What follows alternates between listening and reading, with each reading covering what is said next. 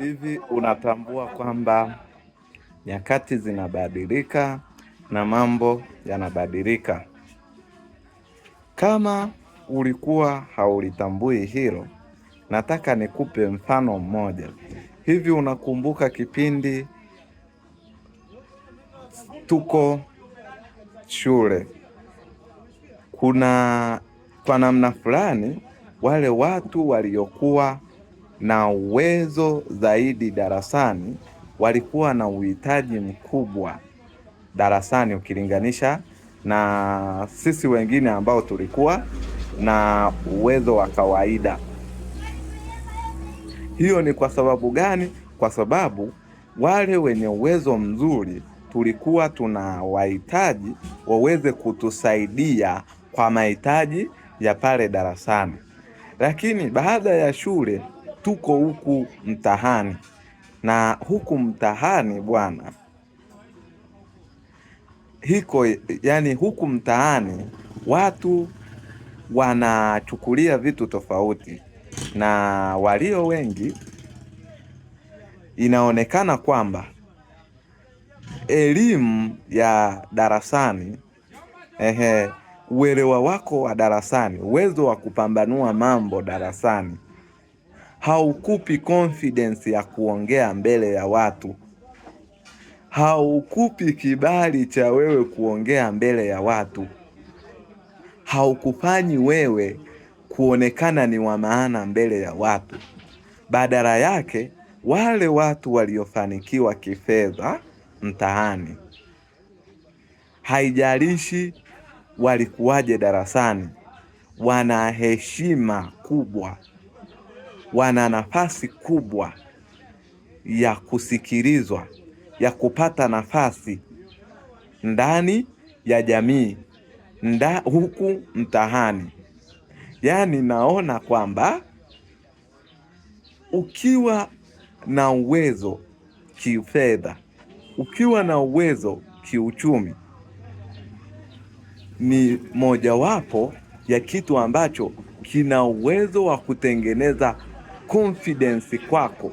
Yaani kina uwezo wa kuwafanya watu wakuelewe, haijalishi ni kitu gani unaongea. Hata kama unaongea Kiingereza hakieleweki, ila watu watasema wamekuelewa. Naongea hivyo nikiwa na maana gani?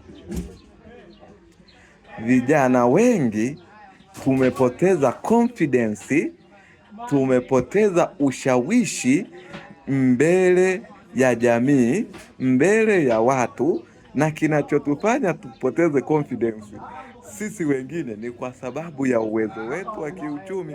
Hatuwezi kuongea mbele ya watu, hatuwezi kuwasilisha yale mawazo yetu mazuri tulionayo, mawazo yetu mazuri kuhusu kesho.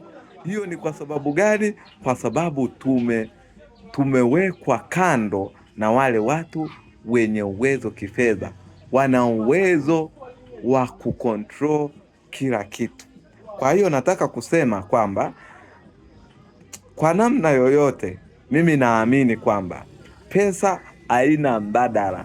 Yaani kwa namna yoyote ile pesa haina mbadala. Hata tu ingefanya nini, tungeiaminishaje jamii kwamba hela haina mbadala? Kwa hiyo hatuwezi kutafuta kisingizio chochote cha kutokutafuta pesa.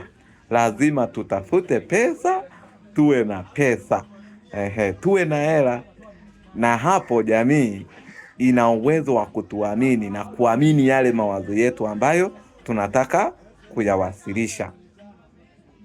Mimi niko hapa mbele yenu kuwaelezea fursa ya mafunzo ya kuagiza bidhaa kutoka China kuja Tanzania.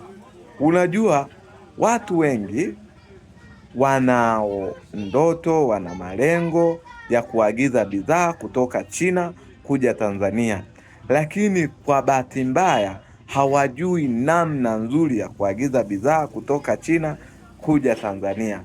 Sasa mimi nimepata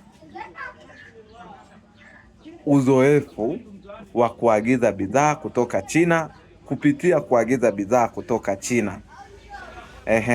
Nimepata uzoefu wa kupitia mafunzo na watu mbalimbali kuhusu namna nzuri ya uagizaji wa bidhaa kutoka China.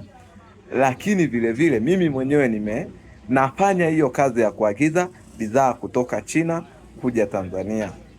Nimekuandalia mafunzo ya kuagiza bidhaa kutoka China kuja Tanzania pamoja na mafunzo ya uwakala, ambapo kwenye haya mafunzo kuna bonasi ya kutengenezewa laini 3 za wakala za mitandao ya Airtel, Halotel pamoja na Vodacom.